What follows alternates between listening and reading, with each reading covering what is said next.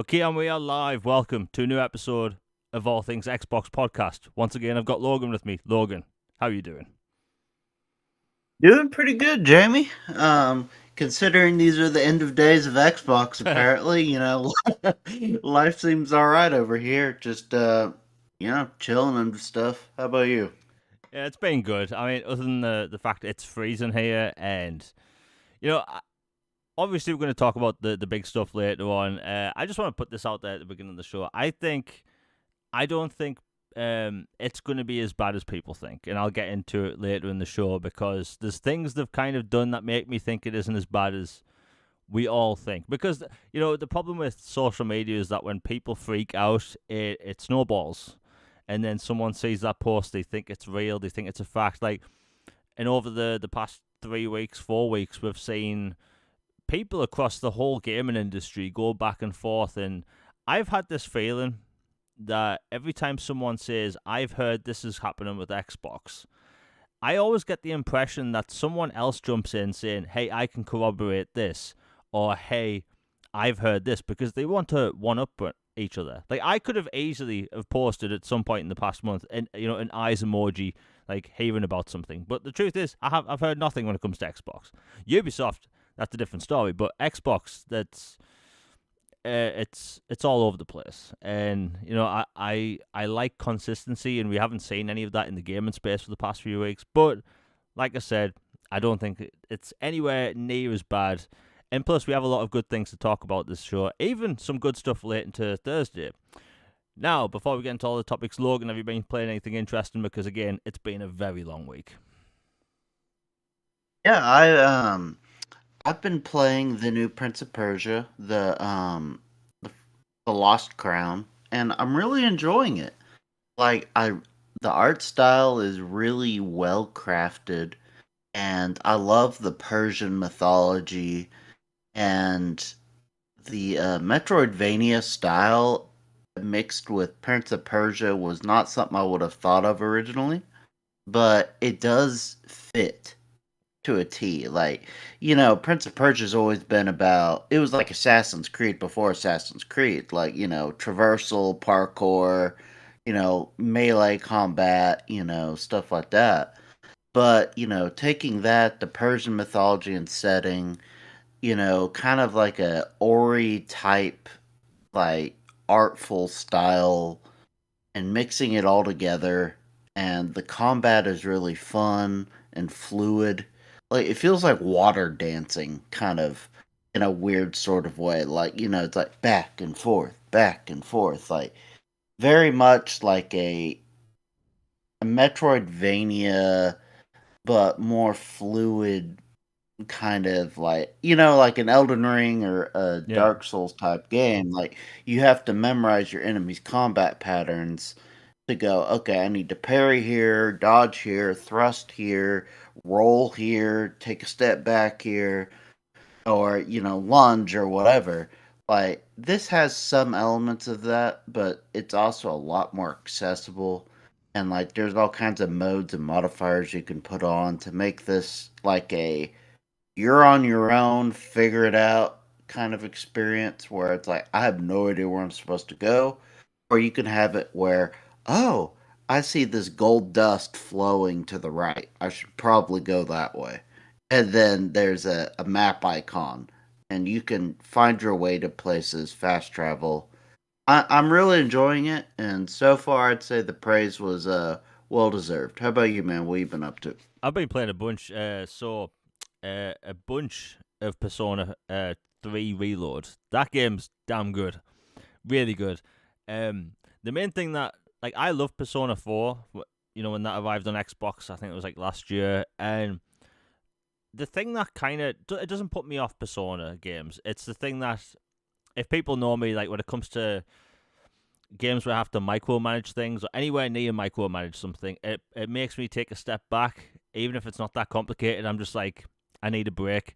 And the whole fusing persona things, um, not really my thing. However, I'm going to push forward with it this time, and I'm determined to finish Persona 3 and 4 this year. But Persona 3, really, it's great. The cutscenes are fully animated, like anime. It's amazing. The soundtrack, you're always going to get that uplifting, feel good soundtrack when it comes to a Persona game. Like I mainly listen to synthwave and metal, and that pop soundtrack for Persona, it's just great. It makes that game. The voice acting great. Honestly, I think it's a fantastic Persona game, and I think it's a great jumping in point for not a lot of newcomers.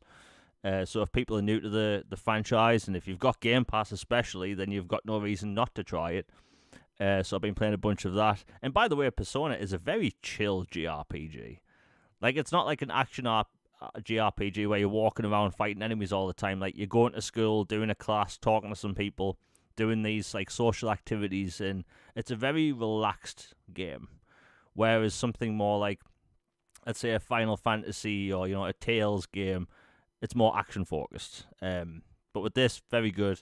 I've been playing Skull and Bones beta. I have a lot to say on that. And I've been playing a game called Figment in Game Pass. It's a isometric platformer, I want to call it. And I'm doing air quotes when I say platformer.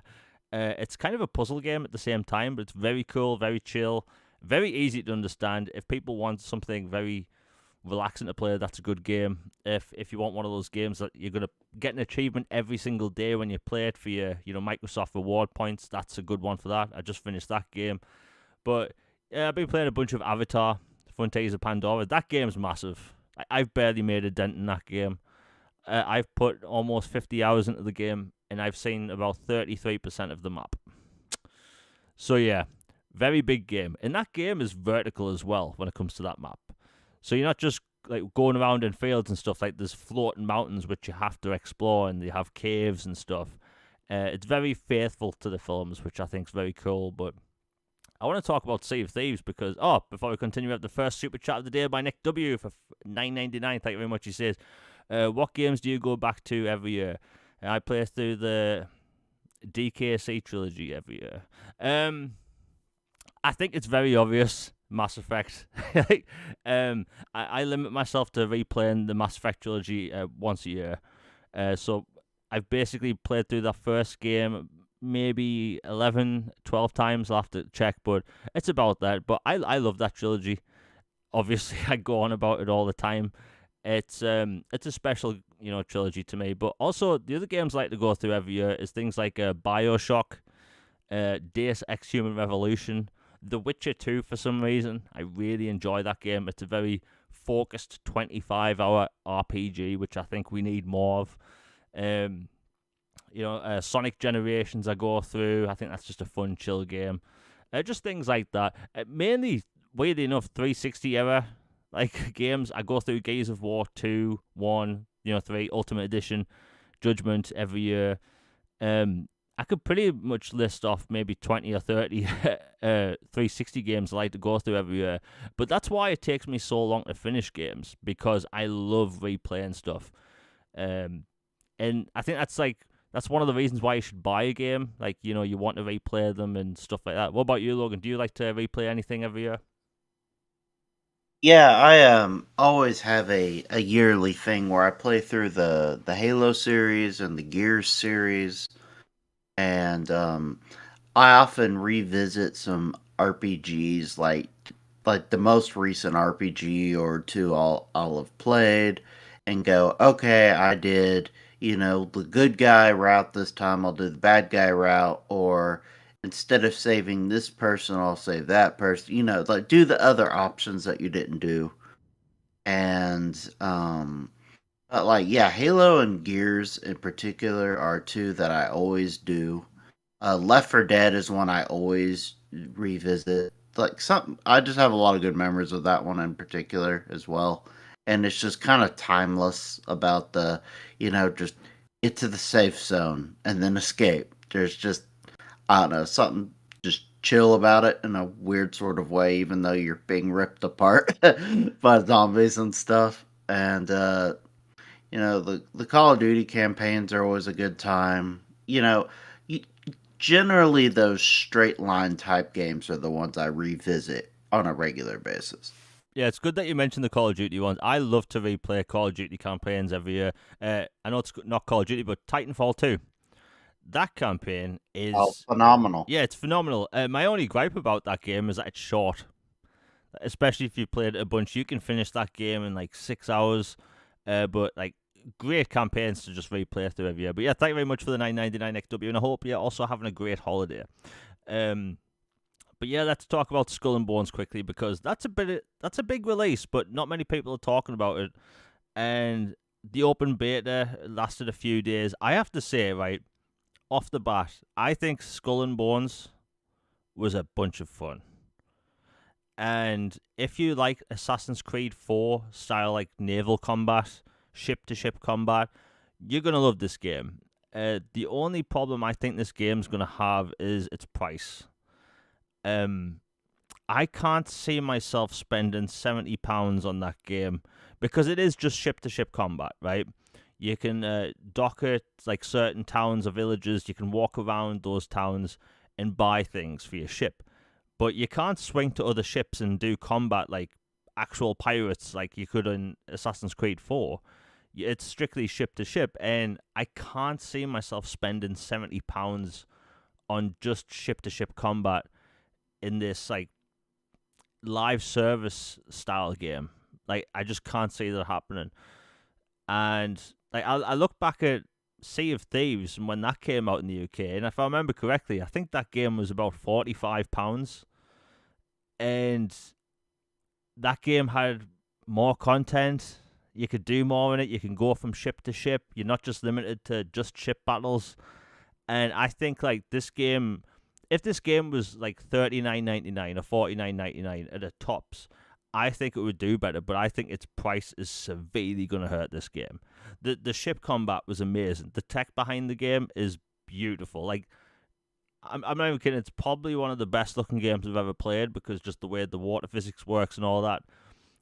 It's great, but like I'm playing it and I'm thinking I don't think it's £70 worth of fun. And remember, it's just ship battles. That's all you do in the game. And I think that might wear very thin for people. Because remember, this is a live service. This is meant to have, at least 1 year roadmap of content. And the content doesn't sound that appealing. It's just ship combat.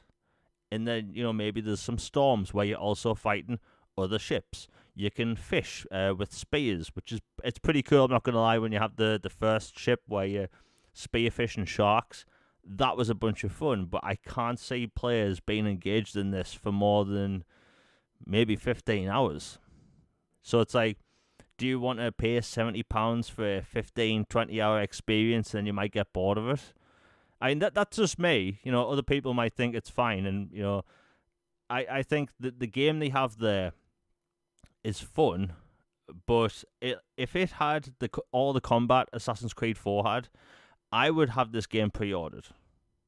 I would buy it day one, but it not having ship to ship like person versus person combat is gonna hurt the game as well as the price. Like Logan, I assume you haven't played the beta, but like from what I've said and from what you've seen in the game, what's your thoughts on the whole thing? Because £70 is a lot to ask, and this is a live service game. There's no on foot combat. It's strictly ship to ship. Well, first off, I'd have to say it looks and sounds a lot better than what my initial thoughts were going to be about it. Like, I was thinking this game is like some unholy abomination Frankenstein corpse held together by like threads that just won't die and they're just determined to get it out there. Like that every time I've heard Skull and Bones, I'm like, man, this game, they're just gonna get it out there, and it's gonna be what it is. It's done, and they finally move on. But it looks a lot better than I thought. It sounds really good. This might make me sound like a total cheapskate, but honestly, from the amount of content that it has and everything, I probably wouldn't pay more than 30 for it. US, because if it's just ship combat and that's it, or maybe some slight, port, you know, visits and, purchasing upgrades and stuff and that's it, like that severely limits the amount of replayability or the depth of the game, the scale. Like, part of what made Assassin's Creed 4 such a monumental game is because you're Edward Conway. You're this legendary pirate who's also an assassin, and you travel the seven seas, and you hunt Moby Dick and like giant, sea monsters and legendary vessels, all along with your, traditional Assassin's Creed type campaign, all mixed into one experience. This is just the ship stuff, but not even all of the ship stuff at that. So, like, if they had a dedicated campaign or story content or maybe some more variety to stuff, I would be willing to pay more. It's gone from a game that I wouldn't touch, period, to, this actually sounds kind of fun, but in limited doses and for a certain amount of price. So to me, I'll get it, but on a deep sale. It will not be a day one for me for sure. Yeah, like when I saw the price the other day, and the articles have been going around of Yves Guillemot from Ubisoft saying that it's a quadruple A game. Well, that's debatable, and it justifies its price. But when I heard that, I actually had to use the Wayback Machine to check the Xbox store because I could have sworn I saw it listed for $39.99, like weeks ago. I may have just been dreaming it, but like £39.99 in the UK, that seems like a fair price. The limiting the gameplay experience there, and I'm looking at the sales figures for. Sorry, I just pulled my headphones out. I'm looking at the sales figures. So Assassin's Creed 4 came out in 2013. It was a multi-gen release. And as of 2014, it sold 11 million copies, right? As of December 2023, over 34 million people have played Assassin's Creed Black Flag, right? So it turns out people love that game, right? And for years, people were just like, we want a sequel. Like, that's all they needed to do. Is it didn't even have to call it Assassin's Creed. They could have just made it just a spin-off, maybe some familiar characters from Assassin's Creed 4, and that's that. But they had to go this live service route. And, like, when the game was first shown off in 2017, people have been wondering, why can't we do on-ship combat? They nailed it in Assassin's Creed 4. So that was one of the best things about naval combat in Assassin's Creed 4. You'd damage a ship, you pull up alongside it, you'd hook them in, and then you'd swing towards their ship and take out the captain. But in this, you don't do that. You shoot at the ship, and I've got footage during the podcast. You fire at the ship until the health gets down to maybe an eighth, right? And then you press the X button. You see the characters throw over the hooks, and then a little cutscene plays, and that's it.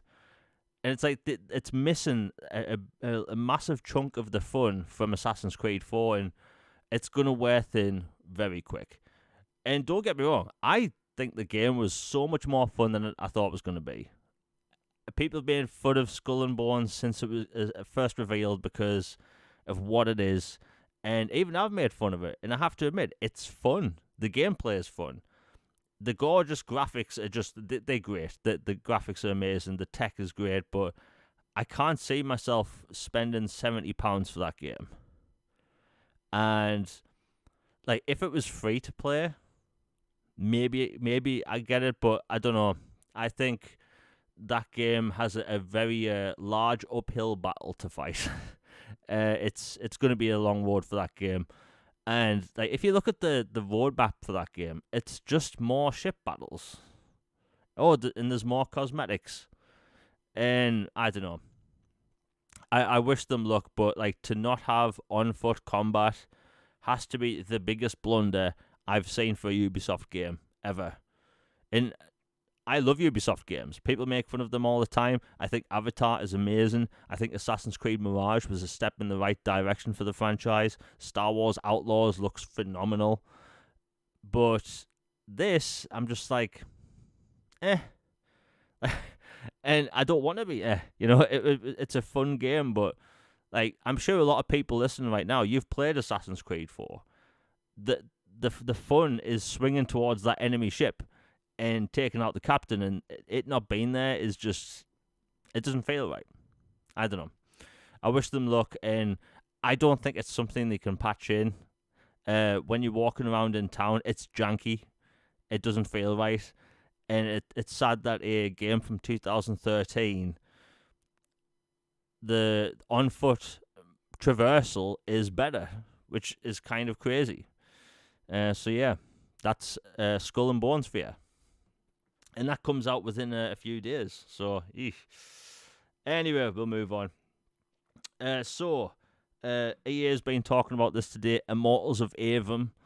This is a big story actually because it cost over, I think, $125 million to make. It's a single player first person shooter. There's no microtransactions. There's no battle passes. It's purely single player. It's about magic, and it didn't do well. It bombed really, and no one bought it. And I think that's partly because gaming marketing in the modern age, I think, is terrible. I have not seen to this day any marketing on TV or on YouTube for Immortals of Aveum.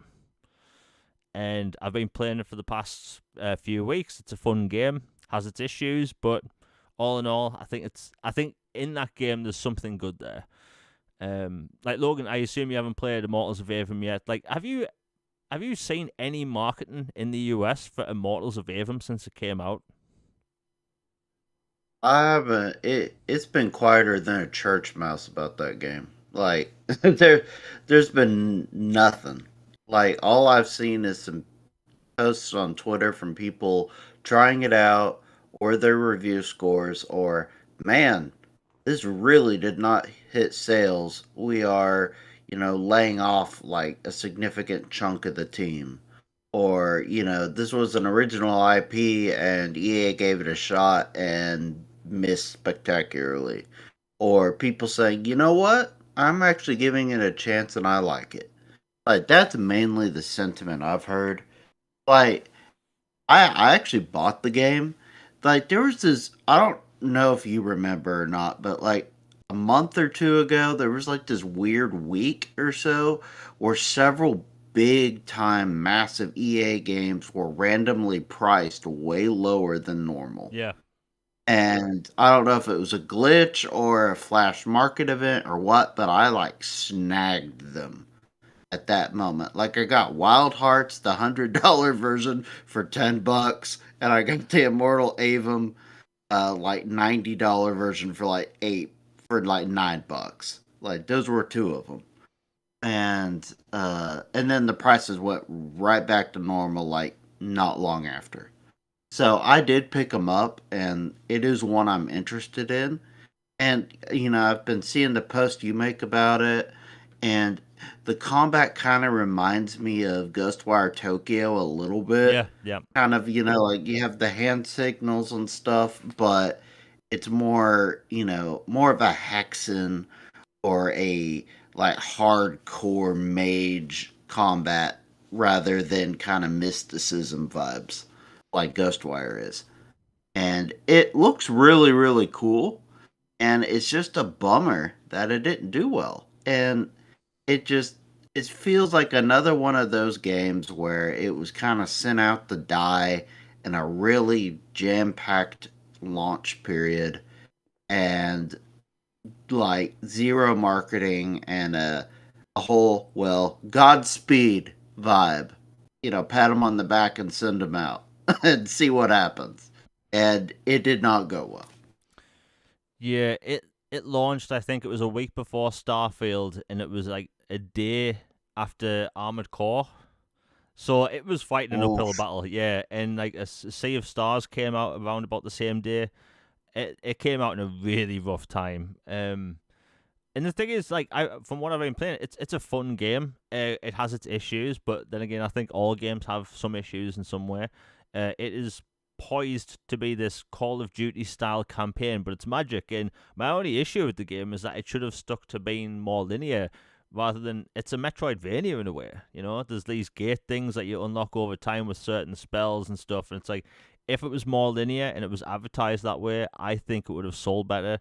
But again, EA did not market it at all, and I've noticed over the past few years, like there's massive publishers not marketing certain titles, like Avatar, not marketed by Ubisoft, and it's one of the biggest brands on the planet. Even though there's only 2 films and a comic, yet Ubisoft sent it out and just didn't do anything with it. That was a weird one. I think everyone complained about Gears of War 5 marketing. There was none, at least in the UK. And yeah, it's weird that these companies put all this money into these games and just don't market them. So yeah, Immortals of Aveum, that is a cautionary tale for developers and publishers to maybe don't put out a brand new IP right before a From Software game, and like a brand new like it came out. I think it was like 2 days before Baldur's Gate and like a week before a Starfield. So This it's is like a massacre, man. yeah, Jeez. yeah, and it kind of reminded me of when Titanfall 2 came out in between Battlefield and COD. Like, why would you do that? Like, I don't run the publishing like arm of EA, but surely you must know that was a bad idea, especially considering Armored Core had this like huge fan base look at that game because millions of players that never played Dark Souls got Elden Ring, and they are looking at every product now that has From Software written on the box. So yeah, unfortunate for that game. Hopefully they can recoup the losses. I know the director said at some point that it would be beneficial if it does go to Game Pass and PlayStation Plus at some point. And I think it should. I think that would help the game out. And I think a lot of players would actually really like that game. It's just most people don't know what it is. Yeah, we're so used to having these battle passes and microtransactions in games now that you basically have to be told this stuff up front and saying, hey, it's single player and there's none of that crap in it. But yeah. I want to have a little bit of a rant about IGN. And I'm sure a lot of people listening, you may have played Suicide Squad Kill the Justice League. And bear in mind, I haven't played it yet. I have not formed an opinion of it. So, like, my thought is the game looks fun. That's my only opinion on the game. But IGN didn't get a review copy, and that's been public knowledge for everyone. And ever since, I've never seen IGN go in so hard like they have with this game ever, to the point where it's very unprofessional. You have these journalists openly tweeting spoilers, and I've never seen. This happened with Halo 5, where IGN was posting like spoiler tweets, but like actual employees from IGN tweeting out spoilers for this game. IGN going in hard, saying like, in case you missed it, Suicide Squad Kill the Justice League is a cautionary tale of loot box games and looter shooters. And then like 2 days later, they hyped over Helldivers 2. It's like they clearly have it in for this game, and this is one of the reasons why I don't trust game and media websites at all. They pick and choose their battles. They clearly want, like, people go on about Xbox tax and all that, but like the truth is, these journalists at these websites, they have preferences. They are people. They get emotional. They put that stuff into their work, and unfortunately, as a consumer and even as a content creator, I see it all. Like, it's very obvious. Like, Logan, has the Suicide Squad stuff been extremely obvious to you that IGN's just really been going in on that game? Yeah, it was very much a Bitter X vibes for the Yeah. for their cover, or even worse than that, like the friend zoned, or the like, oh, like, gross, get away from me, like, kind of vibes. And then the person, goes psycho about It's been very much like that, and it's been very petty. Like, there's one thing for kind of fun snide jokes here and there, or kind of like, oh, I see what you did there. You took a little bit of a shot with this joke, or this, tweet or headline or whatever. But like, the whole thing is blown up and been pretty apparent that once it didn't go their way about some stuff, it was this game was a dead game walking to them, and they would make an example of it. Is kind of like, and don't get me wrong, like this is not a game I care about at all. Like it doesn't appeal to me. It's not one I'm interested in. I've followed the coverage. I know there are lots of people who love the DC universe and love these games and stuff like that. But even as someone who doesn't have any interest in it whatsoever, I've been like, man, they're not even giving this game a shot. They're just like, you know what, screw this game and the horse you came in on and everything else about it. We're going to burn it to the ground. We're going to salt the fields and nothing's ever going to grow here again. Like, just gone absolutely just nuts about it. And like all the reviews, and it hasn't just been them. Like, there's been a lot of, well, this was made by Rocksteady. What I wanted was another Arkham Knight type game. What I got was this. Because it's not what I wanted that they made, it is garbage and the studio has failed me and everything is awful and good riddance to them. That's been the whole vibes. Yeah, you mentioned that about how people want more like Arkham games and stuff, and this is why we don't see any risk taken in the AAA space. Like, if someone were to say to me, "Hey, Jamie, do you want Rocksteady to pump out a new Arkham game every other year for the rest of your life?" I would actually say yes. But at the same time, it's like it's not really doing anything for the game industry. Like, it's like we've talked about this on the show before, and I've pointed about this in videos. Like, the AAA space is filled with the same crap over and over again. Not that like they're bad games; they're not bad games, but it's like the AAA space is filled with samey games. Everything is the same. Nobody's taking risks, and whenever someone does take a risk, people complain about it being not something they want. Like, Suicide Squad is different for Rocksteady, and we don't know that if you have to remember, Suicide Squad actually started development when Fortnite came out, and battle passes basically changed the entire game industry. So maybe the entirety of that game's development actually was revolved around Fortnite style battle passes.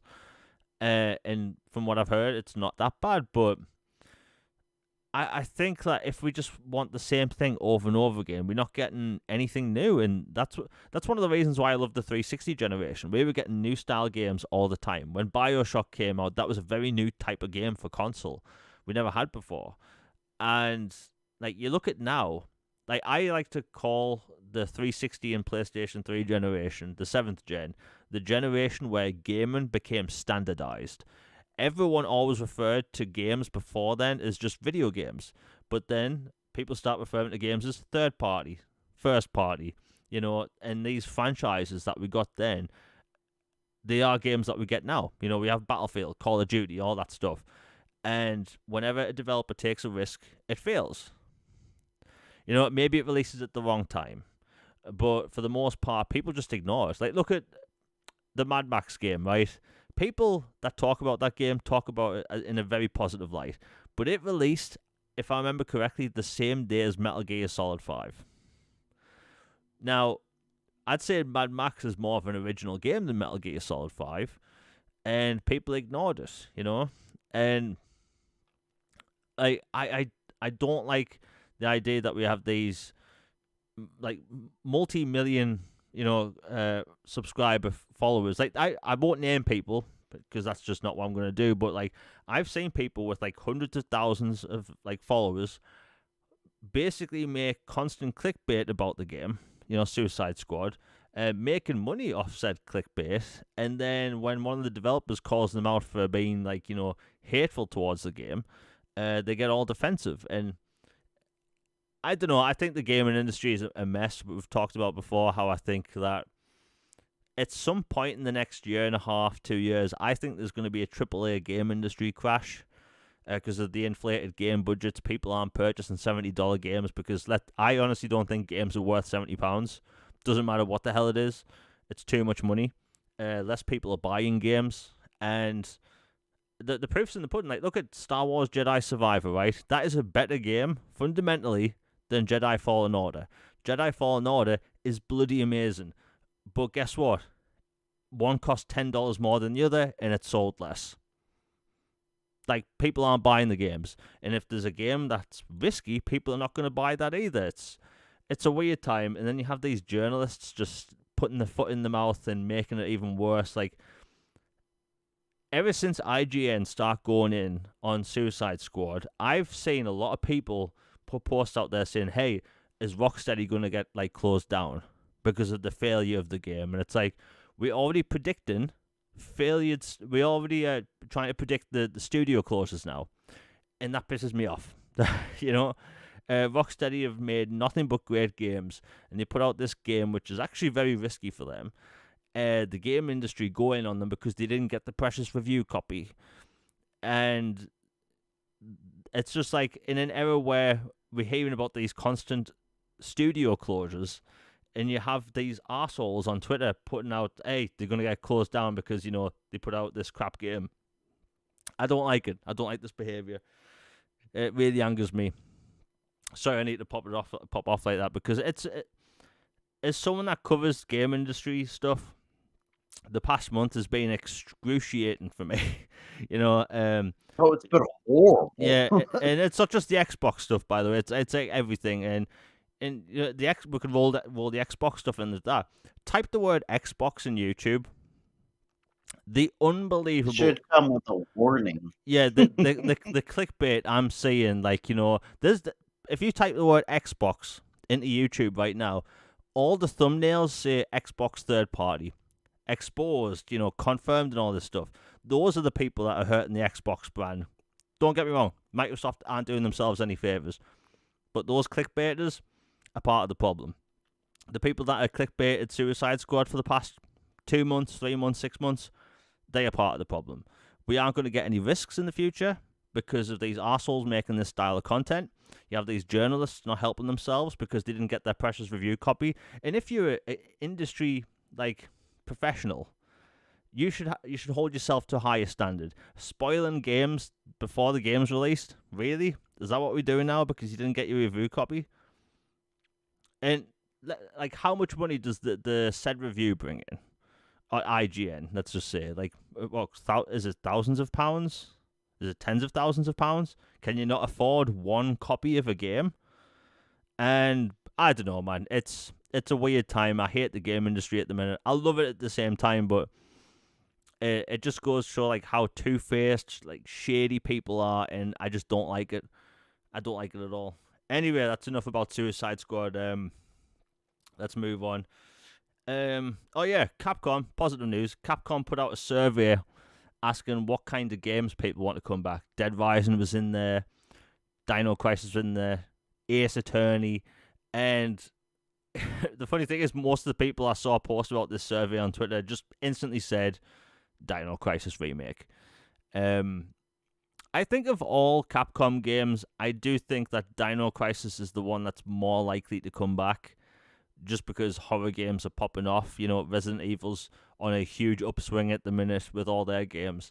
Logan, I'm guessing you saw that survey go around, yeah?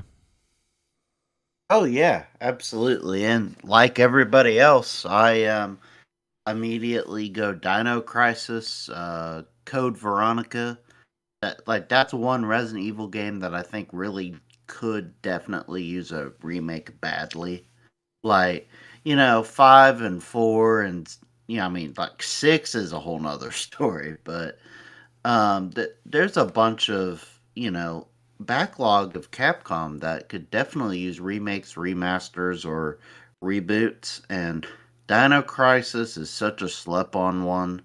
I mean, my goodness, guys, how hard is it? It's guns, scary dinosaurs, laboratory, island, redhead, just crazy stuff. Come on, just give the people what they want. I mean, it shouldn't be that much. And then they troll everybody with Exoprimal, which I'm not saying it's a bad game, but to specifically put basically, Regina type fake out in there and all this other stuff. It's like this. We have Dino Crisis, and then we have Dino Crisis at home. This is Dino Crisis at home. It's like come on, guys. Like, don't be that way. Actually, make the game. Yeah, like Capcom, I think they should have gotten the message by now. Like the amount of people that just want Dino Crisis, it just seems like such an obvious move to make. You know, those RE games look amazing. Like even if it was like something on the scale of Resident Evil 2 remake, but Dino Crisis, that thing would sell millions. You could essentially sell it as a brand new IP to people. Hmm. Like I said, horror's on the upswing at the minute. If this was 10 years ago, I'd be like, it probably won't ever happen. But now, you know, you have these horror games coming out all the time. People want more of them, and we're not going to get a Resident Evil game every year. But Dino Crisis would be a pretty cool franchise to have in between. You know, Ace Attorney was listed there. We're going to get more collections of that. Outside of that, you know, I think Capcom would like to bring back Dead Rising, but I just don't know how you'd bring it back because you have the super serious Resident Evil series, which is more linear, and then you have Dead Rising where it's over the top action. It's like given the reception of 4, I don't know how you bring that game back. You know, there's already been 2 cancelled Dead Rising games. So I don't know. I think, you know, if people get that survey in the email, answer it. Hopefully they pay attention. But 90% of the stuff I saw on Twitter was basically Dino Crisis. So yeah. Anyway, we'll move on. I wanted to talk about this because I never told Logan about this before the show started because it's been a weird topic going on for months, and it's something that people begin to talk about, and that is game characters. Now, this is about Stellar Blade. Okay, I think I see where you're going Yeah. there. Okay. So Stellar Blade has been going around, and people keep sharing the same screenshot. Saying like, Stellar Blade. yeah, and like, Oh, we get it, right? We 100% get why you're sharing that screenshot, but the game industry is kind of pushing back on this and saying it's an awful like depiction of a woman and whatever. Bear in mind, I have to be very careful how I word things because you know the website. And it turns out that that character is literally based off a real South Korean model, right? And so I didn't really think anything of it, and I'm start scrolling through my feed, and people were losing it. Game industry people were losing it, saying this is awful and this stuff. But these same people were losing their minds, being all like flushed and gushed all over when that bear scene went public from Baldur's Gate 3. yeah, like the connotations of that Yeah. whole thing.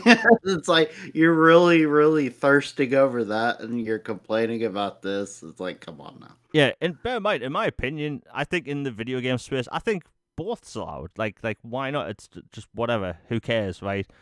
And there's been this pushback I've noticed over the past few months. It's like, why can't we have video game characters that are attractive?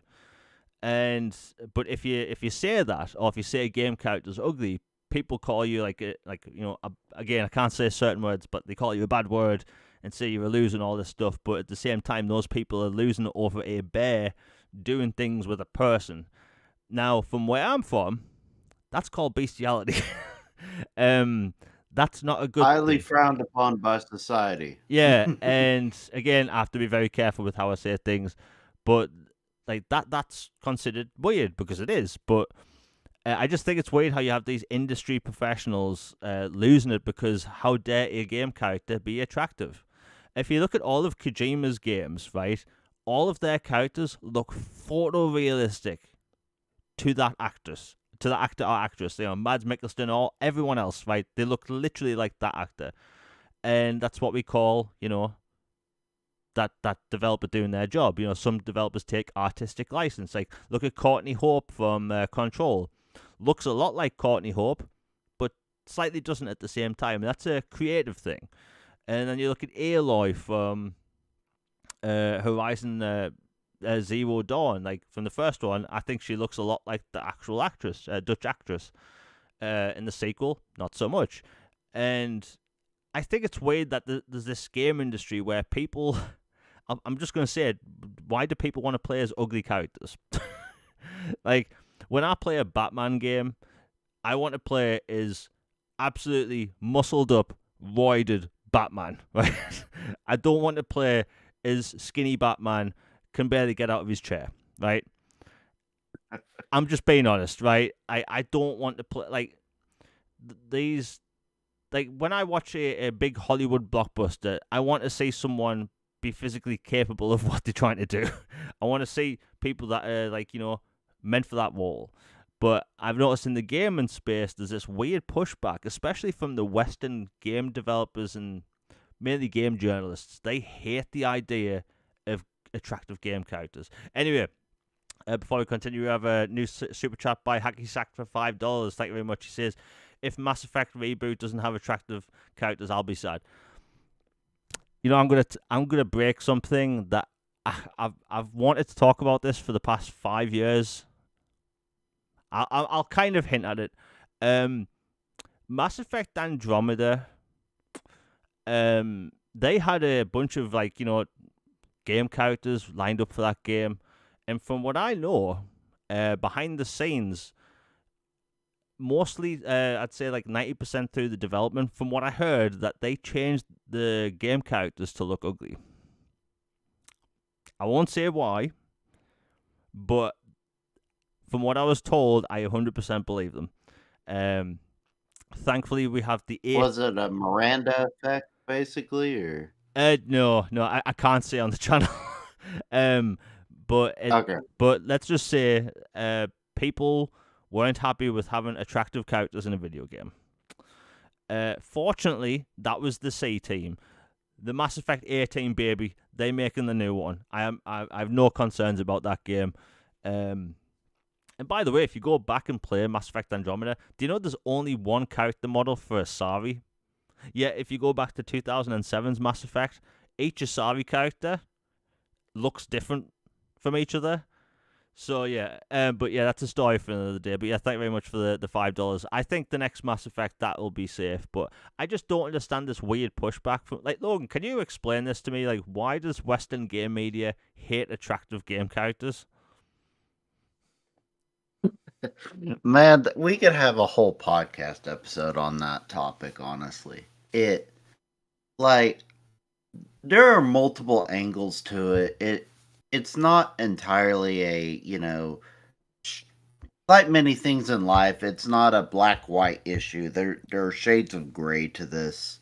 Like, on one hand, I get how if they make something entirely focused on one area or certain body features or characteristics and just hyper focus on that, or dramatically exaggerate certain features or promote that compared to other things, like, constant screen grabs and trailer shots focused on one thing versus actual gameplay or story or whatever. It's like where it becomes oh, this is the game with the ninja, who's got a big butt or whatever, like something like that, whatever. Like where it becomes like, does anybody know anything else about this game? Or is that literally all they know about? Like, there's that argument.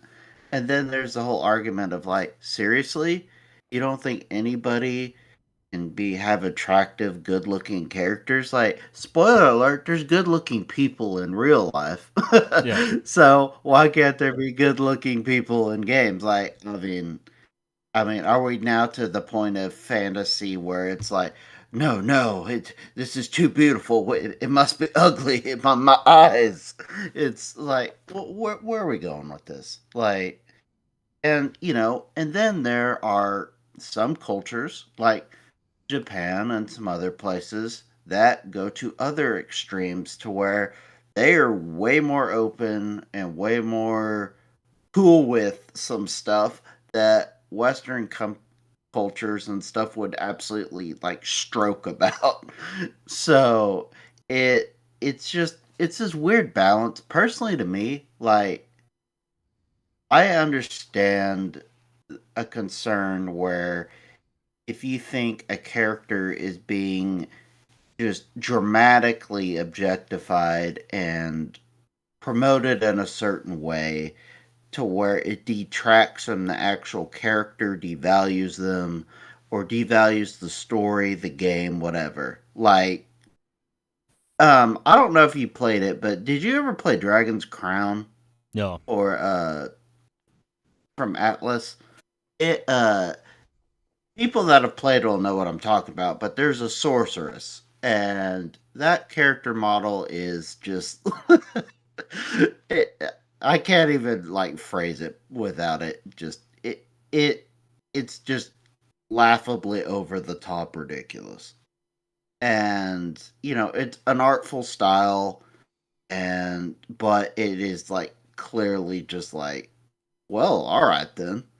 And it's distracting from the game itself, in my opinion, from an artistic point of view. Game's really fun, but that character is distracting.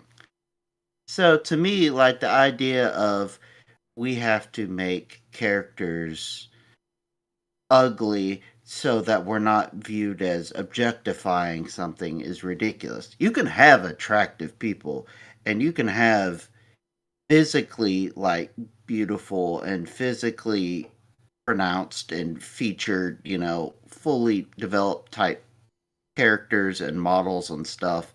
And I have it done in a good way versus, you know, clearly characterized or just hyper focused on something, and then this is just a totally shallow character. Like, it can be done, and I think a big part of it is like, this is not to be console warring at all, but it seems like a lot of it came from a PlayStation camp kind of focus. A lot of it with Aloy and some of the other characters they've had recently within some recent games that some people didn't think were the prettiest characters in the world. And then, some are like, how dare you say that? This is realistic or whatever. It's like, okay, cool. Realistic characters. That's fun. And, but pretty can be realistic too. But then, some people go toxic and like alter the models and post them and say, see, look, PlayStation doesn't know how to do this, and it becomes a whole thing. But to me, it seems like it kind of started there, and it's just blown up, and people are being over the top ridiculous. Like, some people are like thirsty, have no control whatsoever, and then some people are like, okay, they must be locked in the monastery and not allowed out.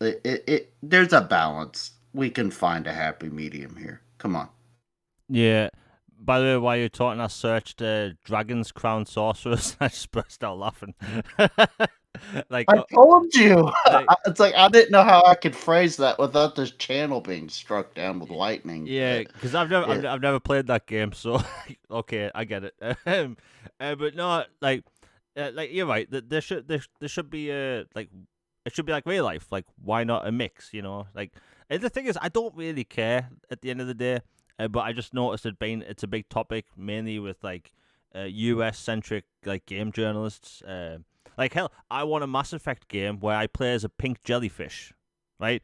I don't care what my character looks like as long as that character's cool. I still want a Garrus Vakarian, third person shooter, and Garrus Vakarian's basically a scaly bird dude, you know. um, but yeah, just thought I'd bring it up because I've seen a lot of people talk about it, and it's not something we typically talk about on the show, but it's been in my feed so much, and people going nuts over the whole Stellar Blade thing. And by the way, Stellar Blade was originally meant to come to Xbox. It was called Project Eve, and then Sony stepped in with their money, got it exclusive or whatever. But like, from what I've seen, Stellar Blade, it looks cool. It looks a bit like Devil May Cry, and Devil May Cry has awesome combat. So I mean, who knows? Maybe it'll come out. It'll be great. Whatever. Who cares?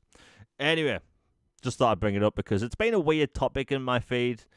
People talk about it a lot, and I don't know. I thought I wanted to address it. Anyway, we'll move on. You know what? Let's get in all the meat and potatoes, the main topics, because it's been a wild week. Last week the sky started falling, and I think the reaction online is kind of deserved in some way, but not in some ways. Like, negative news is going to make people, be concerned about anything, and that's totally fine. If you if you're like me and you've invested what tens of thousands of pounds in the Xbox ecosystem, and by the way, I think the fact that journalists have been making fun of like Xbox fans concerned, that's a joke in itself. Like that's It's Clown Town. yeah, Yeah. let's say it was PlayStation, because a lot of these like game journalists, their favorite platform is PlayStation. You tell me that if you put tens of thousands of pounds across 4 generations of consoles into this one ecosystem, and you were concerned about them going third party, of course you're going to be bloody concerned. And the fact that these journalists have been targeting people, posting people's tweets, it's like, for any concerned Xbox fan, and I'm going to try and explain why people shouldn't be as concerned, but for any concerned Xbox fan, you are 100%, 1 billion% in your right to be concerned. Because you're like me. You have money invested in the ecosystem. Hundreds of games, thousands of games, DLC, expansions, map packs, microtransactions, battle passes, season passes, the list goes on. Cosmetics across multiple generations. And if you're on Xbox, you have games going back to the early 2000s on the original Xbox, right? You can buy original Xbox games digitally. So there's a huge chance that you have a large catalogue spanning multiple generations. So you have every right to be concerned. You just do, right? Like Logan, like I'm going to assume that your Xbox catalog has a ton of like, how should I put it, purchases, hundreds if not thousands of dollars, spanning 4 generations. Yeah, I have I have kind of a Library of Alexandria catalog. Um, Not quite, but yeah, I have digital and physical games dating back from OG Xbox launch titles to just recently released Series XS titles. So 4 generations, physical and digital, on every single generation. And then that like I can't even comprehend how many thousands of dollars that is off the top of my head. And a bunch of DLCs and expansions on top of those, and soundtracks, and then movies and television shows, and like just a whole bunch of stuff. Like avatars, like a profile count, like all this tied up into one ecosystem since I was basically like, a 12-year-old kid or whatever. That is a significant investment into one ecosystem. So for some little ivory tower blog boy to try to clown on people or make it sound like more people getting access to games is bad and oh you should just get over this or this, it's like nobody gives a flying flip. Well, I don't give a flying flip about other people playing the games. Great, if they want to play them, cool. If they make them available to them, cool. My concern above all else has always been majorly focused on the hardware and being able to access my stuff going forward, because this kind of dives into our whole issue, but basically, like the fear of ecosystem becoming so devalued to where if everything is available on everything, what's the point in having this? And where they'd eventually go, you know what, we don't need to make a dedicated device anymore to support all this. We'll just put it on everything else. And then basically, you're just royally screwed if you have 4 generations of stuff on one ecosystem and then they suddenly one day decided to stop making those. And then, because I would highly doubt PlayStation, out of the goodness of their heart, or Nintendo for that matter, with their archaic internet infrastructure and everything, would throw out a life raft that would somehow allow you to convert all your stuff, that was even possible if it was, to their devices and everything. So you'd basically be starting over. So 100% it's a justified concern. We can talk about the brand optics and values and whether it's a good idea or not, what we think is going to happen later. But the whole notion of, oh, people shouldn't be concerned, it's not a big deal, or oh, that's ridiculous, it's just about this. It's like, no, there is a bloody good reason why people are flipping out big time. And I totally understand it on this circumstance. Yeah, I, I think there are people that they've gone over the top and acted out of character, been mean to people, but at the same time, I kind of understand because if you like us and you've got hundreds of I've got I think maybe over 500 games. I think over 700 games. Maybe digital. During the 360 generation, I got nearly every single expansion for every single player game I played.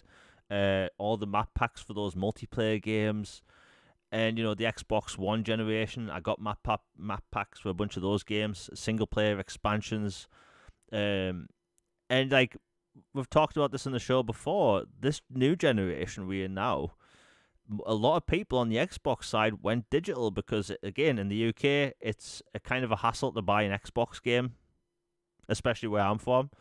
So it's like my choice is Amazon or Game.com, and Game.com, they always deliver late, so I don't even bother. And Amazon's a hassle, so I'm digital now. And like you said, do you think Nintendo, if anyone listening right now and you're concerned, you are within your right. But if you're like me, your option is PlayStation, where none of your purchases would transfer. So your option would be to rebuy everything again, and then you don't have the multi-generational support of those other platforms. And I'll put this out there like this. I'll mention in a bit why I think gamers should be able to relax a little bit because of things I've noticed. But the amount of people I've seen this past week say, "Hey, wouldn't it be cool if more people play these games? Wouldn't it be cool if Microsoft makes more money off putting these games on other platforms?" Or, and this is my favorite one: what, you don't want more people to play these games? That is absolute horseradish, right? Because we never see that same energy for Mario. We never see that same energy for third party exclusives like Final Fantasy VII Remake, Final Fantasy 16. We don't see that. Hell, even when I've talked about wanting Pixel Remaster on Xbox, I get told this: buy a PlayStation for ports of 30-year-old games, right? And if you're an Xbox gamer right now, you have these options. You play on Xbox to play Xbox games and third-party games. If you're on PlayStation, you play PlayStation games and third-party games. But you can now think about maybe getting Xbox games, and you don't have to port beg JRPGs. So now you have these Xbox gamers looking at this situation as in, well, I could get all these games potentially. By the way, I don't think that's happening. But you could potentially get all your Xbox games on PlayStation as well as not having to port beg. And maybe not get stalked on Twitter by the PlayStation freaks that you see on a daily basis. It's a mighty appealing option. Yeah. And if I were to start making PlayStation-centric content, my views would... I'd probably get 10 times the amount of views just by putting PlayStation in the headline. But I'm talking about my preferences, and it's there's no benefit to me jumping ship right now, right?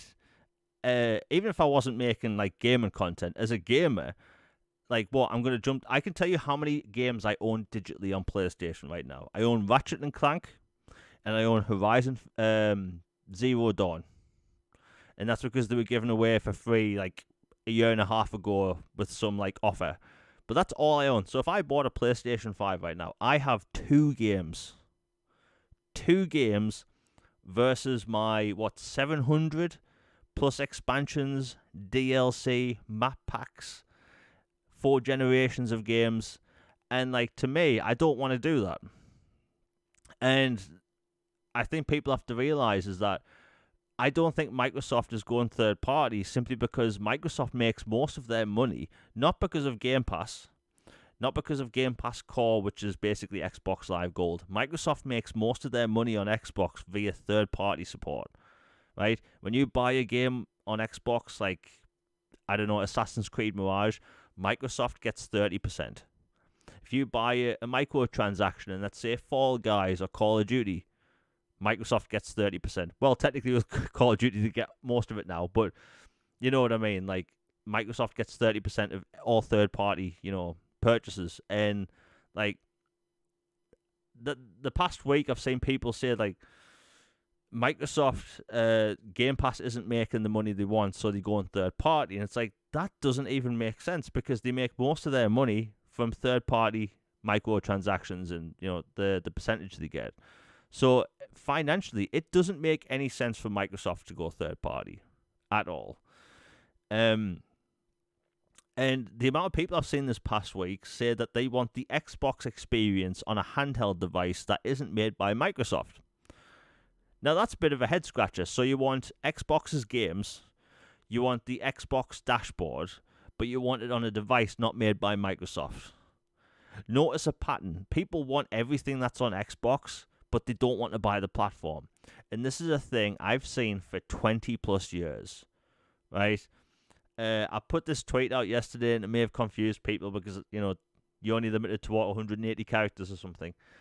So I've noticed over the years that if you were, let's say, a gamer or a journalist, and you're in between the age of 25 and 50, there's a massive chance that you've spent the majority of your gaming life on PlayStation, right?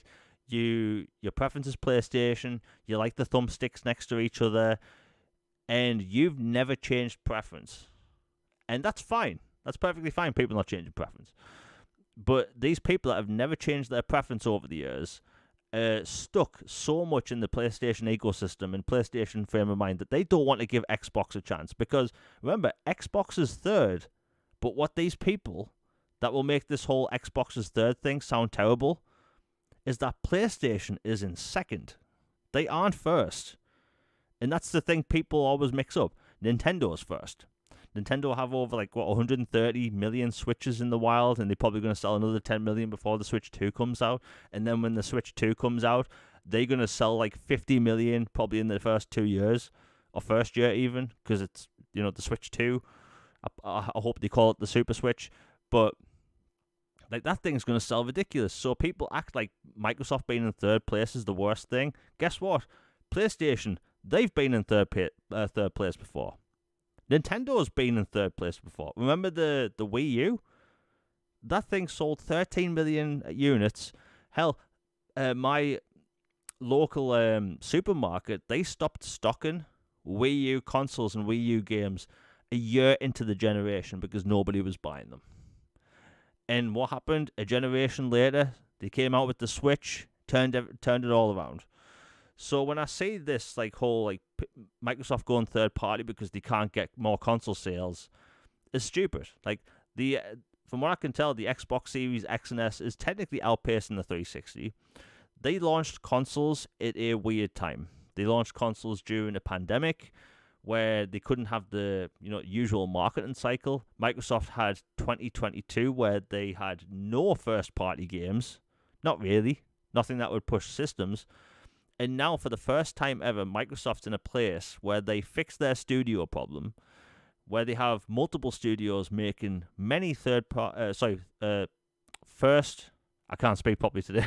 They have many single-player games in development, which is something they needed to fix. And, look, Microsoft, they're obviously going to sell their Minecraft on PlayStation. And, Nintendo. They're obviously going to sell Call of Duty. They want to bring Call of Duty to other platforms, but them bringing their games, their whole slate to other platforms doesn't make sense because less people would buy the hardware, then less video game manufacturers would stop. But they, like Ubisoft, for instance, if less people are buying Xboxes, Ubisoft's going to put less of their games on Xbox because they're getting less sales. And Microsoft already gets the least amount of sales anyway because of the percentage they have in the console space. So again, people are okay in the right place to be concerned. But like Logan, I've been talking for like 10 minutes. Like, where do you think that before I get into the whole reason why I think people can calm down, like where do you think they're going with this whole thing? Well, I'm it's kind of a tough one, honestly, because like I could I'll lay out a few possible scenarios in my opinion that we could see. One scenario that I know a lot of people wouldn't like. Okay, we'll go with Doomsday scenario first because that one's the easiest one. Okay, Doomsday. Every bloody thing that Xbox makes goes full third party, just done. Like everything is everywhere. Yay, we can hold hands and dance in the streets and sing Kumbaya. You know, the war is over. You know, make games, not war. Everything's wonderful. Just whatever. Like that's one option. Like I don't think that one's happening at all, but that is one thing that theoretically could happen. And then in that case, then it becomes a well, okay, so how long is Xbox as a console gonna stay? Like you may say you're gonna make them, but you know that would you would definitely have your eye over your shoulder and just be kind of paranoid about always on edge for the future of your ecosystem and brand and console experience if they went full third party, because then it would be eventually it would be like if they don't reach certain numbers they're probably just going to drop this thing. And then it's like I said, the doomsday that we talked about. Another option that I think is much more realistic than that but still pretty negative would be, and I'd be able to live with it but I still would really not like it, is the idea that they kind of reset the clock a little bit to pre Bethesda acquisition, to where it is like basically Bethesda and ABK games, all of those games, all those IPs go back to being multi-plat. And then you have just Xbox Game Studio core games as your, like, these are Xbox only, they're Xbox Studios. That is how you know the difference. If you see a game from an Xbox Game Studio, it stays with Xbox brand, Xbox ecosystem. It will never see the light of day on another thing. But we are resetting the clock on Bethesda and Activision Blizzard King and making those everywhere to preserve the status quo. We don't want, the regulators of the world getting even more mad, or we want to, bring the joy of gaming to more people and, make the backroom accountants at HQ happy and recoup our money as quickly as possible. Like, do I think that is the most likely scenario? No. But I do think it is a lot more likely than the doomsday scenario. And I do think it is realistic possibility. And then what I think will happen, and is the most likely, is that they pull this case by case bullcrap that everybody hates. It is such a political and CYA and whatever, wuss move type phrasing that they could do, where it's like, well, you see, we're going to take some games from here, maybe some games from here, some games from this, and put them on other consoles on a case by case basis, and just inevitably open themselves up to every single time they announce a title. What is the first question that's going to be asked? Yep. Is this coming to PlayStation or Switch? And then they'll have opened themselves up to that, and fans will always be paranoid and always on edge, and it'll just be a life of eggshells as a fan. But I honestly think that's probably what they're going to do. there is a way to potentially make it lessened, though, if Thursday they somehow, like, I don't know if they would, but they go all full on Oppenheimer or full on, like, you know, Albert Einstein, whatever, and have like a whiteboard with an elaborate breakdown of everything. Like, okay, these are the criteria for what it is for this will go to this platform or this will stay on this platform versus, going forward what you can expect. Like, if a game is made by this studio, it will stay here. If it's made by this studio, it will go there. If it's this type of game, it will stay this way.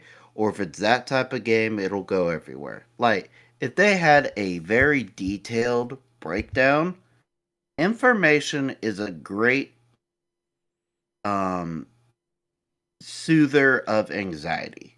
The more knowledge you have, generally the less anxiety you have on topics like they say. This is such a goofy example, but like in Beauty and the Beast, it's like we fear what we don't know, like the mob that's chasing them, like at the end of the thing. It's like that. People are scared because they don't know what to think and what to expect. If you at least give them the information of like, okay, I can expect that Halo, Gears, Forza, the Xbox Trinity, will never, ever, ever show up on another platform. Then, at least I have that, and I know that going forward. But with the whole case by case thing, it constantly leaves it open. Or, like, there's that one approach where Xbox game studios stay and the others go multi plat. Or, or like shooters will be Xbox exclusive, but RPGs will be multi-plat. Like, just have some classification and break it down. That's all people. I think people deserve that much. Yeah, I'll get into it in a little bit why I think people shouldn't be as concerned, but uh, I just want to put this out there. This is purely my opinion. I honestly think this generation so far hasn't had the traditional system seller, right? PlayStation's Mm-hmm. more of a worldwide brand where you have like countries like Spain, Argentina, all the stuff where PlayStation is just the de facto console. Xbox is mainly UK, US, Canada, Mexico, Brazil, Australia, maybe a little bit of Germany. Um, but Microsoft with Xbox, they've never been a worldwide brand, and that's a big problem for them. During the 360, when they were at the top of the world, where like I don't know if it was the same in the US, Logan, but like gaming in the UK was just referred to as playing Xbox. So like Yep, 100%. over here, like, oh, you're going to play no matter what game you're going to play. Doesn't matter if you're going to play Mario Kart or anything. You like gaming was referred to playing Xbox. It was back like in the 90s where parents would always call gaming Nintendo no matter what it was. It was like Oh that. yeah, Mom says Yeah, get off the Nintendo. yeah, yeah. Get off the Nintendo and you're playing your Mega Drive. It's like shut up. But like that's what it was like. But even though Microsoft was at the top of the world, they really only had the UK, Canada, US, Mexico, Brazil, Australia, Germany, maybe a few other countries. But like PlayStation, they were always up top when it comes to like most of Europe and other countries. And I think that's something Microsoft needs to do again. They need to just market more in other countries. And these marketing deals for other games, like FIFA was a big deal when that moved back to PlayStation. The FIFA marketing thing was like huge for PlayStation during the Xbox One generation. And then there's Call of Duty. During the Xbox, when the Xbox One came out, Microsoft had the marketing deal for Call of Duty Ghosts. And they had it again for, I think it was Advanced Warfare. And I think that was the last one. But as soon as the marketing transitioned to PlayStation, I saw these massive Call of Duty YouTubers posting videos of them throwing their Xbox in the trash simply because the marketing changed, right? And those people with millions of followers went to PlayStation. and then they start playing Call of Duty on that. And my big issue is that just because of all these rumors, it looks like Microsoft's not even letting their own plan play out, right? They got Bethesda, and then we had a worldwide pandemic. We couldn't see the fruits that they could bear for years, and now we're only starting to see that. You know, Indiana Jones comes out this year, Avowed comes out this year, Blade comes out in a few years. Like, we are now beginning to see all the games Microsoft's like coming out with. But if you go back 5 years ago, I go back to 2018 when they purchased, Ninja Theory and all those other studios. We are just seeing those games now. And I feel like, if even 1% of these rumors are true, Microsoft, they had these plans for years and they're just not letting them play out. The pandemic messed everything up. Game development was pushed back years. But again, like I said, I don't even think PlayStation has had a proper system seller. Like Starfield, I would consider a system seller. The only problem is that the games media put everyone against it, right? Starfield was labeled... They Suicide Squad. Yeah, big yeah. time. Like Starfield is labeled as controversial because it exists, not because it did anything wrong. It's the GRP. It's the sorry. It's the Bethesda game with the least amount of bugs, and people made fun of it because it had bugs. During my entire 133-hour playthrough of playthrough 1, I didn't experience a single bug. I can't say that for any other Bethesda RPG I've ever played, right? And look at PlayStation. I honestly don't think PlayStation's had a system seller. PlayStation just sells because it sells. And I 100% believe that. And I think the only system seller that's going to come out anytime soon is GTA 6. That comes out next year. PlayStation... do we actually know who has marketing for that yet? I know people keep assuming it's PlayStation. If I had to guess, I would say they do because of history, but I have not seen a definitive thing, no. Like, the marketing for that game is going to push hardware. It would be funny if Microsoft actually got marketing because, wow, that would change things. But, like, GTA marketing would be huge. GTA marketing was huge for the Xbox 360. Like, remember how the tattoo reveal of GTA 4 on 360? Like, Peter Moore, yeah. Peter Moore, like that was a big deal back then.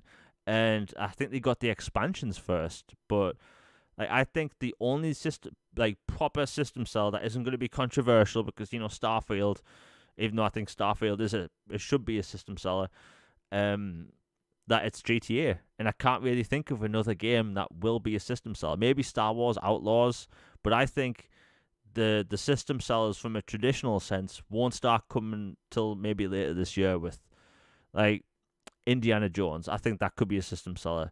I'm not sure about Hellblade because I think people might look at the game's length, but I think that, I just say Red Dead Redemption 2 back in the day, that was a system seller essentially. Like, people bought PlayStations and Xboxes for Red Dead. Like, I know people that bought PlayStation 4s simply because of the extra cosmetics you got in Red Dead 2. That's crazy, right? And like, to people listening to gaming podcasts, like, you might not think, oh, I'm going to buy this console for these extra like cosmetics, but when, like, if you go into a GameStop or whatever in the US, like, and I assume the same thing happens in the US, like, there's a cardboard sign that says like Red Dead Redemption 2 exclusive, and then tiny print underneath it says skins, right? So it looks like a de facto exclusive to that console just because of the way it's marketed. And like, we will see, I think, a huge shift in sales if Microsoft gets sales, marketing thing for GTA, but we probably won't know till later this year. But and another thing I want to talk about is I'm a big proponent of like what the Xbox can do. Microsoft, for some reason, they don't market what the Xbox Series X can do in marketing, and that blows me away. Right? We all know it can do 4K. Yes, they put 8K in the print because technically the HDMI cable can do that. The console's capable of 120 frames per second. We all know that. But their marketing doesn't include backwards compatibility. And that blows my mind. Do you know when the Call of Duty servers were fixed for the 360 games, people were over here. I know for a fact people were buying Xbox Ones and Xbox Series consoles to play old ass Call of Duty games. Like It people, was the same over here. yeah, like people I know that I have not seen on my friends list active for over 10 years bought Xboxes to play Black Ops, and they still play Black Ops.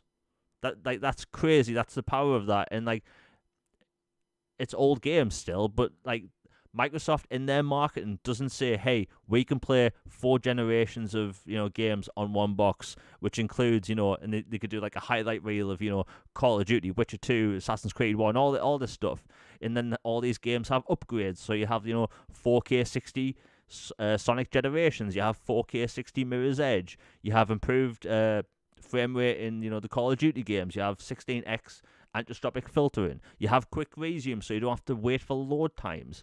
They don't do that, and that infuriates me. You have the best console on the market that can do the most, and they don't market it. And like I've spoke to people at Microsoft, like occasionally, like they have smart people, but for some reason the marketing for the console, you wouldn't think the two are connected, and I don't get it. Right? Do you know what? When the Xbox Series X first arrived at my house, do you know the first thing I did? I plugged in my hard drives, I set it all up, and I was checking out those upgrades. I wanted to see if there's any difference in games that don't have, native upgrades like 4K or 60 frames, and there's a difference. And the fact that I can go back and replay those games that I've bought years ago, I love that. I love the fact that I can replay games I bought years ago. Like, hell, you can play some original Xbox games at 4K and 60. That's crazy. And the fact that you just don't market that, like no one, like their console would sell more if people knew about these things. It's one of the reasons why I go on Twitter and I post about backwards compatibility about these titles, because whenever I do, people seem surprised. I made a video like a year and a half ago talking about certain backwards compatible gems, and there's a lot of people that didn't know Batman Arkham Origins not only was backwards compatible, but that it exists. Yeah, like the fact that people didn't even know it was a thing, because that came out like a week before the Xbox One and PlayStation 4 came out, and it just got buried. But like, it's backwards compatible. People can play it. Nobody knew about it, and Microsoft doesn't market that. But what do we get adverts for? Controllers. Or it can do 4K 60. Cool. But like, market what the whole thing. Like Logan. Do you think it's weird that they have this like super powerful box that can play multiple generations of games, and they just don't market it at all? Yeah, point blank, it's a massive failing. Like I don't understand. Like I remember literally one of the biggest things they marketed and brought up on the 360 when they put it out. Yes, I know another 360 reference, but was that it could play OG Xbox games, so you didn't have to worry about losing your library. Now, fast forward to now, we have 4 generations of games this thing can play, and they're not they occasionally promote it every once in a while for like a holiday or like there's this day that's somehow related to the game universe or an anniversary. Did you know you can actually play the entire series on Xbox? It's like, well, I did, and I assumed most people did, but the fact that you're having to even throw that out as a question is kind of a bad sign. You have 4 generations of games that are playable better than ever. I can play day one OG Xbox games, and I can play Series X games, and they all look and run better than ever. And they're awesome. And being able to access that, and I've introduced to people like whole franchises and genres and things that are basically from a bygone era relics, but brought them to a new generation because of this hardware and been able to make new fans and bring new appreciation to these series and stuff. It is a big deal. So the fact that they don't even really promote it actively or talk about it much is a disservice, not only to the fans, but to the people like Jason and others who went to the time and effort to make them playable and to work on this on these systems, because I know that that was not easy to get that done, especially for some of those, like those multi-disc titles and Yeah. stuff like that.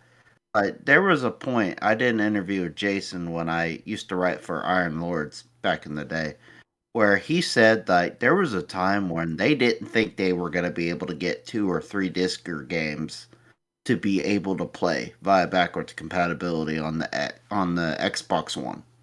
Like they were having massive trouble with it. But then they were able to figure it out eventually. After working super hard, they eventually figured it out, got it, perfected it, were able to bring even more games, do all this stuff. But this was not just a trivial thing. This was a massive endeavor. And they did it. And I still hope they bring more with ABK titles. And I knock on wood, I think they will. I think it would be unwise if they didn't. I think it just makes too much sense for them to bring it. But yeah, it's like not only is it a huge thing for fans, it's like your own staff put blood, sweat, and tears into doing this, and you're not even giving them any flowers whatsoever. That, like, come on, man, do better than that.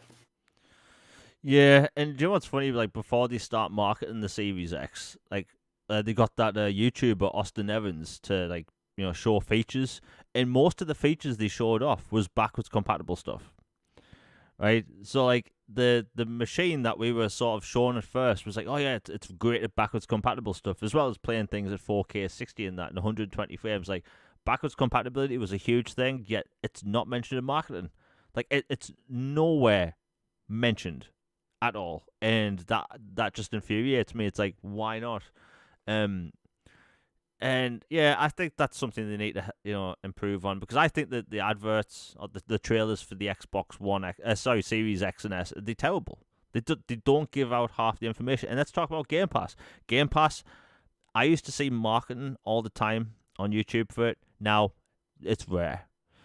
And I think Microsoft, they have all those like different IP in there now. They should put Doom Guy in there. They should put Chai from Hi-Fi Rush in there. Like advertise their new characters, make them well known, and they just don't do that. And let's talk about the hardware thing, right? So there's been rumors over the past few weeks, and let's just dispel some of them right now. The third-party console thing, that isn't happening. We're not going to have third-party console manufacturers making consoles. That is the most. I don't know why that got spread around, because it's the most unrealistic thing people have made up over the past few weeks. Exactly. Would you want to pay 2 grand for a Razer Xbox Series X? Like, really? Would you want to do that? Yeah, it makes no sense. And like, you have to remember, when you buy a game now, it's licensed to that one piece of hardware.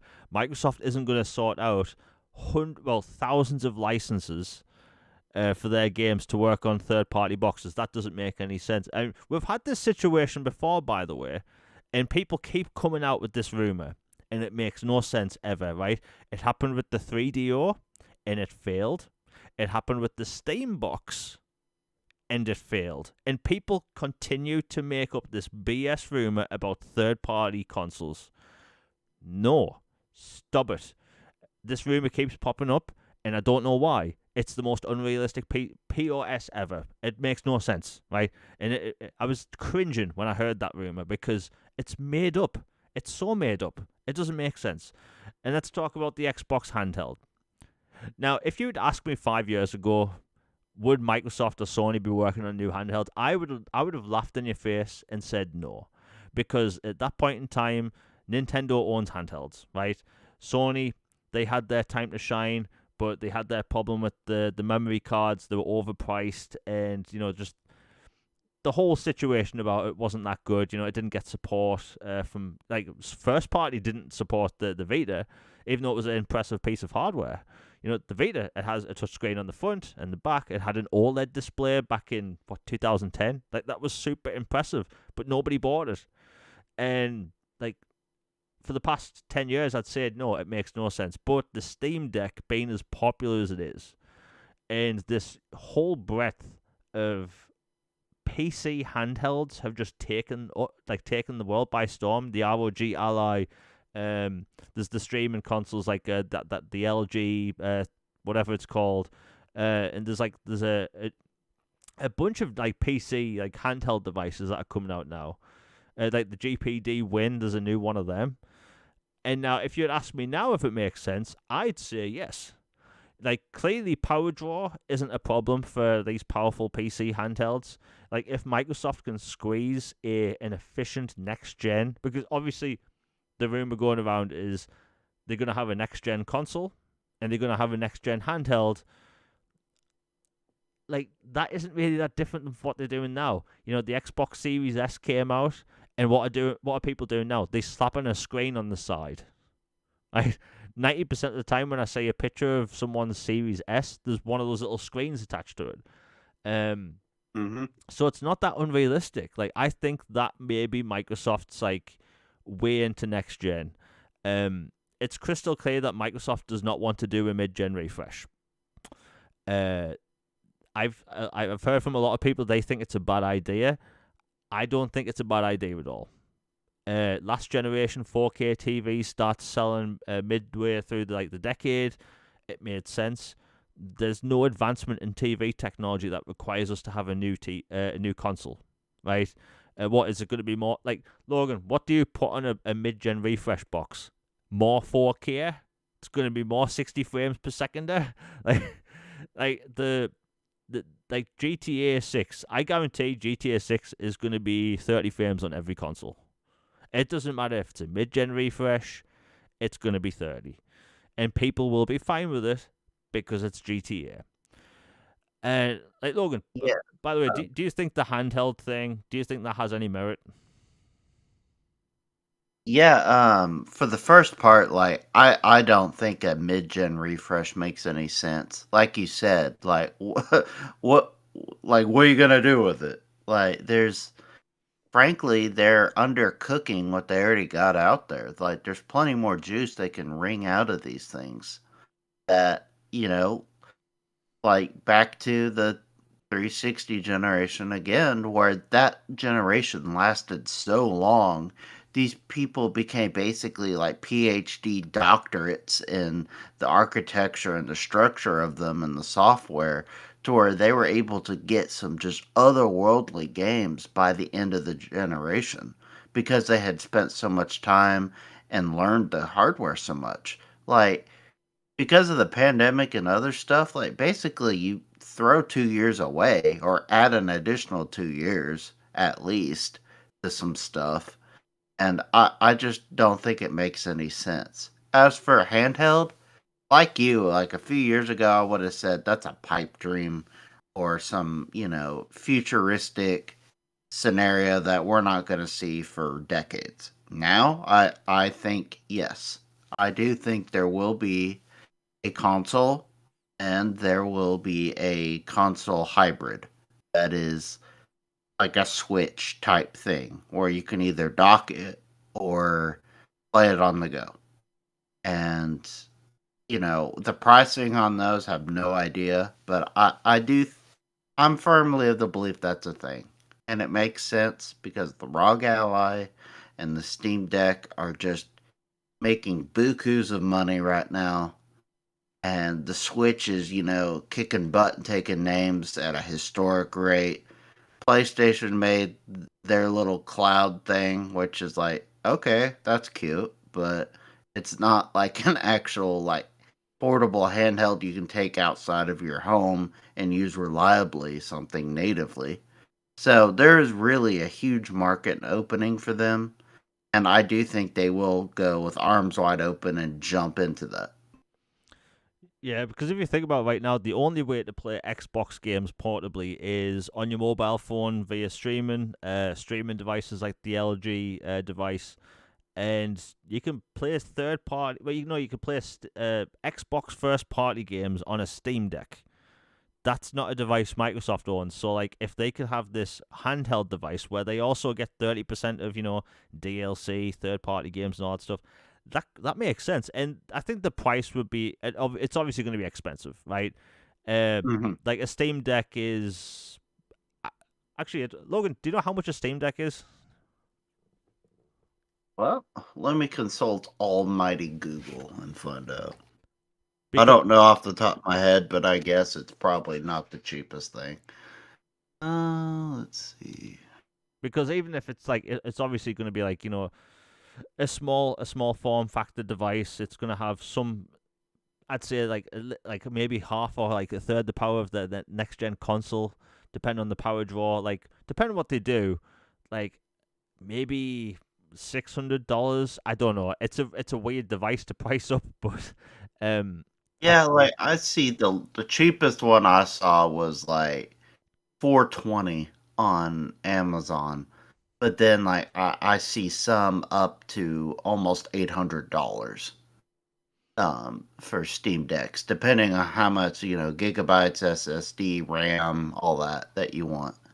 So they fluctuate in price like a PC, but yeah, if imagine you make a Xbox handheld that's got, oh, I don't know, standard storage compared to a Series X or something like that. Like you're looking at north of 500, I think. I mean, you're probably looking at 6, 7. Like it wouldn't be cheap. Would it be worth it? Yeah, but it would definitely be the premium experience. yeah. So either way, next gen's going to be pricey. But that's only 2 years away. So like Microsoft are potentially going to get a one year one up on Sony, like what they did with the 360 generation. And who knows, maybe that is the big boost they need. Because around about then they have Elder Scrolls 6 coming out, Blade's going to be coming out then. Like, so we're potentially looking at, and this is years away. Like, maybe everything they planning now is basically to hold them over till next generation. Because again, nobody could have predicted the pandemic. So like them starting off a new generation of like devices in 2026 with a powerful console, a handheld device, a new Blade game, and a new Elder Scrolls game. Maybe that's their end game. And like I said at the beginning of the show, my reason why I think people shouldn't worry that much about Thursday is because if all of it was untrue, Microsoft. Sorry, I'm trying to think how I can phrase this so people don't snippet it and take it the wrong way. If all of it was untrue, Microsoft would have came out and said, like, dismayed it. They would have like said no, none of it's true. If some Mhm. of it was like true, they couldn't come out and say, "Hey, look, this is true, that isn't true," because that would just confirm it all. So like, I think that there's a small. I think there's a small percentage of it true. The reason why I don't think people should freak out is because people have gone back on their word, saying, "Hey, Starfield's going to be multi-platform," and then they've went back on it. These people have, like, multiple people have been like this. Hey, I've corroborated this. How can you corroborate it and then dismay it? So, like, whose word do you take? And also remember, who's to say it's just bad news? Remember, the Bethesda deal, that didn't leak. Everyone woke up one day and, Microsoft all of a sudden purchased Bethesda. And then what else didn't leak? Oh, yeah.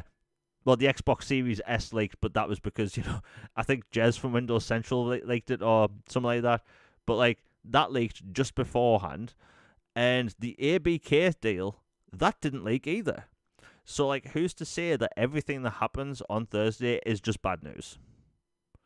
You know, while I do think like some games might, and by the way, I don't think any game should, but I do think maybe the Sea of Thieves thing, maybe that makes sense because I think, and I've talked about this before, I think they've looked at the projections of how many people are joining Xbox and how many are starting to play that game, even via Game Pass or purchasing it. And I think maybe Microsoft are looking at Sea of Thieves as they have this live service game where they put out a brand new big expansion every year, and they've potentially maximized sales of that game. So maybe to Microsoft, they thinking, hey, let's just put it on other platforms. Because remember, like 5 years ago, there was a rumor that Sea of Thieves was going to be on the Switch. This was years ago. And obviously nothing happened from it, but I don't think people should be panicking. the world isn't ending. I'm seeing people selling their consoles and stuff, and it's a bit premature, don't you think? Selling your console that you've had this huge library built up. And I wanted to mention this earlier in the show, but I looked over my notes. I'm seeing journalists left and right try and convince people Microsoft going third party would be good for people. It would be the worst thing in the universe. Shall I tell you why? Sony would own the only de facto premium console, the only console where you could play things like Assassin's Creed, the only console where you could play things like Resident Evil, like all major third-party titles. You would have, if you were a console gamer, you would have one choice, and then they could raise the price of any game they want to whatever price they want. The price of hardware, remember, the price of hardware already went up this generation in the UK and most of the world. They could up the price again. You could be looking at a $600 PlayStation 4 Pro, or even a PlayStation 5 Pro, or whatever. The price of games, developers and publishers are already looking at going to 80 or to 100. Sony have looked at going between 80 and 100. I guarantee you, and this isn't going to happen, but if Microsoft all of a sudden stop producing consoles, we would be looking at $80, maybe $90 games. You'd be looking at overpriced controllers, $150 for a regular controller, and that would be what we'd be stuck with. And the really sad thing is, one of Sony's developers actually said last week that not like, oh, we need more competition. He said that there's this thought that if there was less competition in the console space, the quality of the games would go down. Like, Logan, can you remember me sending you that? Yeah, by chance was this yet another Naughty Dog dev? Because those guys, their tongue flaps at both ends. They talk so much. That was a developer from the Days Gone studio.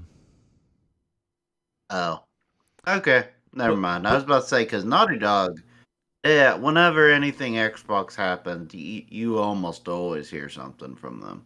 yeah, and it's like people that wasn't the point. Like people were trying to make, not that the games would go down in quality. It's that the console manufacturers would take advantage of us. Like again, if you wanted to play most of the premium games on a console, you'd have one choice. And the fact that look, let's be honest, like Sony developers have often came out and said some outlandish things, and they can be pretty cocky. They kind of up themselves sometimes, and like I think from a Sony developer standpoint, they probably thinking like, look, if Microsoft goes away, that tens of millions of people would have to go to PlayStation. Now, I don't think that'll happen, but clearly, like Sony's never wanted competition. We all know this. Sony has always done everything in their power to try and ruin the situation. Microsoft had their console coming out, so what did Sony do? Sony did the whole "this is how you share games" on PlayStation 4. They removed the camera from the box and didn't do DRM. Do you know? Microsoft and Sony were both going to do DRM, but Sony heard about the reaction and didn't announce anything. They announced nothing. They were originally going to pack the camera in the box and charge $500 for the bundle, and then they didn't because of this, they saw the reaction to the Kinect. This is all stuff people can look up, by the way. And so it's like Sony's never wanted Microsoft in the console space, and to them and their developers, this is a step towards Sony, quote unquote, winning, even though Sony's the second place. I've been rambling on a bit, Logan. Do you think, like, do you think the whole, what do you think the reaction to Thursday is going to be like? Because I can't see it all being negative news since the way they've been going about it and the fact that they've kept secrets before. I think whatever it is, whatever is announced, I think the reaction's going to be over the top, deserved or not. Honestly, that seems to be the vibes. I think people are going to flip and lose their lunch over anything that's revealed, even if it's not a big deal, because everybody's just all hot and bothered about the whole thing right now. But like, I will say that, and this is not a doom prediction or anything, but I will say that having all three of Phil, Sarah, and Matt is pretty eye opening. Because I mean, one, it's really smart because you have, the head of all of the CEO, the head of everything Xbox related, and then his old job, which was split into two parts. Sarah, who sits, on the left and is like the consoles and the ecosystem and the publisher relations, and then Matt on the right or left, or however you want to describe it, on the other hand, and is, games and the studios and the development process. And so then you have all three of them, the Xbox Trinity there. That tells you that this is going to be a notable thing. This is not a small little cup of coffee like um just a passing announcement thing. Like whatever they do is going to be noteworthy. Whether it's good, bad, mixed, whatever. I do think that the Thursday thing is hyped up for a reason, and I think part of it is deserved. I don't think it's going to be a doom thing, but it is noticeable that all three are there. I think it might be the first time all three have been together on one thing in quite some time, if ever, if I recall. So it's just obviously, I think they've heard the feedback, and my personal prediction is all three of them are there to help, clear the air and try to describe how everything will affect the consumers overall. My prediction, Phil talks about the brand itself and the overall Xbox experience and community and what their business plans and stuff going forward. Sarah will talk about hardware and the fears about, third party, this and that, and like console staying, going away, whatever, like their plans in that space and making sure it remains viable. And then Matt will be more into the details of like these types of titles stay multi-plat, these types stay exclusive, or all go this way, all go that way. That's my prediction of how it's gonna go. And I think a podcast format is smart because you have a round table, kind of like the Bethesda thing. And honestly, I have a hunch they're gonna have a bunch of ABK dialogue stuff as well because they haven't really talked too much since then. Um, Whether it's a Game Pass drop or something, I wouldn't be surprised if, like growing up, if you had to go get a tetanus shot or a booster shot or whatever, and then your mom or your dad or whatever would be like, oh, hey, well, if you go get this, we'll get you some candy or give you a new game or a new this or that, to help you kind of get through something not the most pleasant in the world. It wouldn't surprise me if they had ooh, here's something shiny, like kind of announcement as well to kind of help lower the anxiety and the negativity.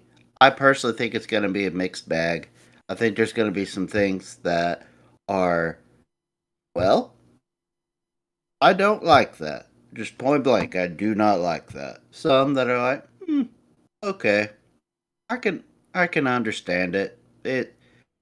It's not preferred, but all right, I'll live with it. And then, ooh, that's really really cool. Like I like what I'm hearing. Keep talking. Like that's kind of my prediction. How about you, man? I honestly think that no matter how good or bad it is, the reaction is going to be negative. Because even if they come out and say Mm-hmm. hey, look, everything you've heard the past month isn't true. Uh, Everyone on Xbox Live is going to get a gold bar in the post. The reaction online is going to be negative because everyone lost their minds for weeks. Uh, Why so isn't it a platinum bar? Are yeah, you cheap? yeah. What? I mean, people will complain, but again, the sky isn't falling, and if Microsoft aren't doing this to go full third party, and again, people were coming out saying everything's going over there, and then they came out 2 days later saying, "Oh, actually, I was wrong." Bear in mind, some of these people, and I've talked to Logan about this.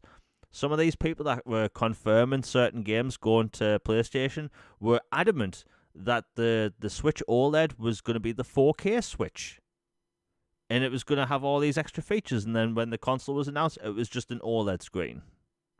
So yeah, you can't really trust everything you hear online. But yeah, anyway, that's it for today. We've been going on for like 2 hours. I think it's going to be an interesting week. I think it's 8 p.m. UK time. I think it's going to be 3 p.m. Eastern in the US. The funny thing is, with it being on Thursday, that means they can just ignore people for a day and let the weekend happen.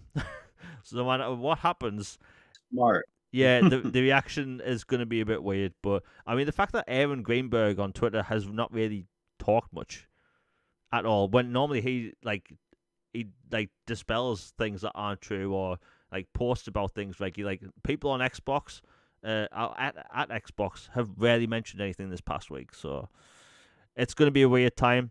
There have been people in the Xbox community that are checking people's likes and laughing about the jokes. Like, just stop taking everything to heart. I think it's going to be fine. Anyway, everyone in chat's been awesome. Once again, Logan, it's been great talking to you. I think it's going to be a decent week. Like, I think people need to calm down, stop losing your minds. I've seen people online the past week. Like, Twitter's been weird, man. There's Xbox fans that have been losing their mind. There's PlayStation fans that have been promoting Xbox games.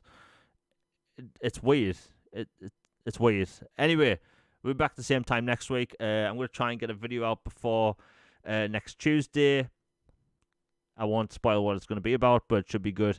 Been making it for a while. And little update for the channel. I tend to put out these videos on about upcoming games coming to Xbox, but I didn't do one for February simply because the timing was all over the place. All these multi-platform rumors happened, and I'm not going to put out a video about upcoming games when everyone's arguing. And then the Super Bowl happened, which means I made a video that I just have to scrap. So that was nice. But yeah, things are getting back to normal. Weekly content outside of podcasts, which is going to be great, and some surprises coming in the future. Anyway, once again, best chat ever. We'll be back next Tuesday. We are out, everybody. Peace. And